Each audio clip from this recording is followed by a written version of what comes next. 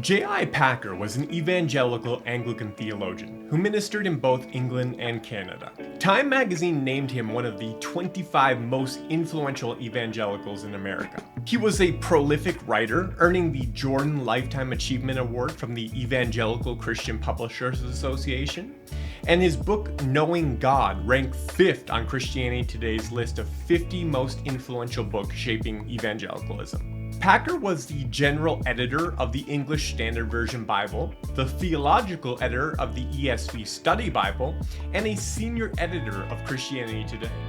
Holding 3 degrees from Oxford University, his scholarship focused on the Puritans and classical theology. Over his lifetime, he was a Bible translator, author, editor, clergyman, professor, principal, conference speaker, and a theological leader. Yet while Packer's impact stretched worldwide, his most lasting influence was within his own church tradition, Anglicanism, and particularly in Canada, his adopted home. In today's video, I'm going to outline the key moments of his ministry, highlighting how he reshaped Canadian Anglicanism in ways that are still felt today. In 1979, J.I. Packer left England for Vancouver, British Columbia, where he would live for the rest of his life. He became the professor of systematic and historical theology at Regent College, a role he actually didn't seek out, rather he was personally invited by his Oxford friend James Houston, who was one of Regent College's founders as well as its first president. Packer taught at Regent full-time until his retirement in 1996, and then he continued part-time for 2 more decades. To honor him, Regent founded the J.I. Packer Chair of Theology in 2006. His presence significantly raised Regent's global reputation, drawing students from across the world.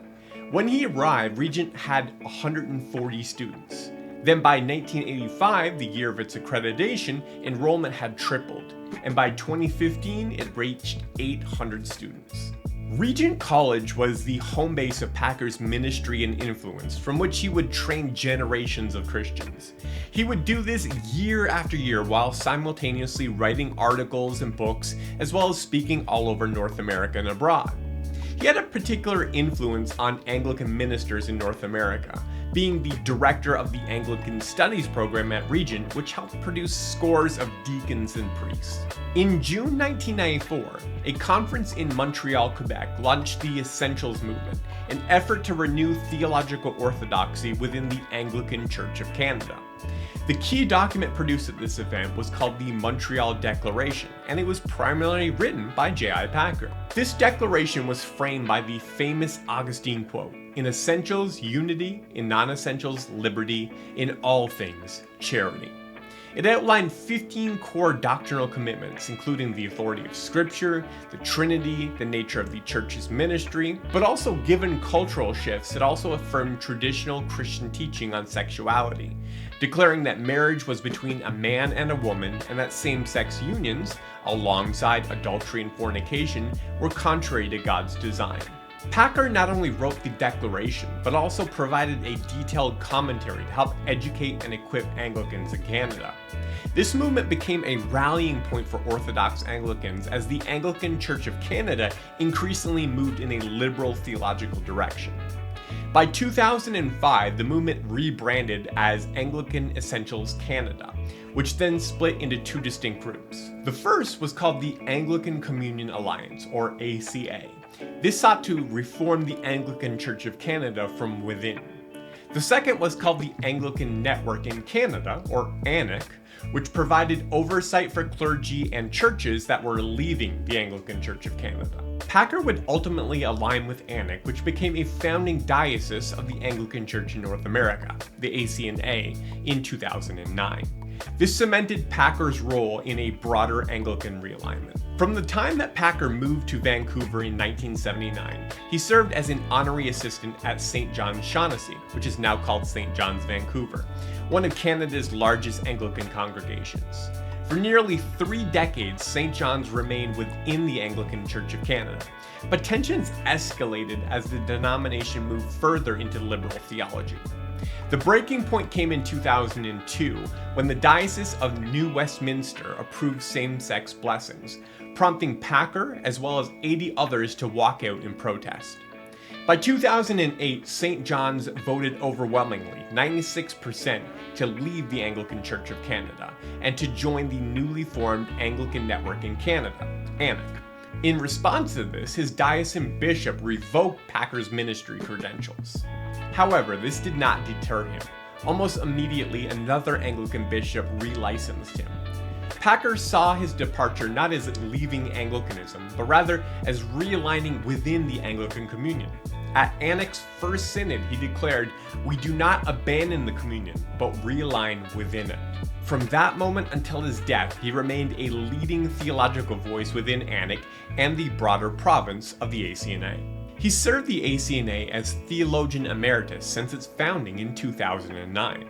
He also served on the task force for the Text for Common Prayer, which was the 2003 precursor to the 2019 Book of Common Prayer. He was awarded the St. Cuthbert's Cross at the 2014 Provincial ACNA Assembly for his, quote, unparalleled contribution to Anglican and global Christianity. One of Packer's lifelong concerns was the renewal of catechesis. He described himself as a latter-day catechist, believing that serious discipleship required structured instruction of the faith.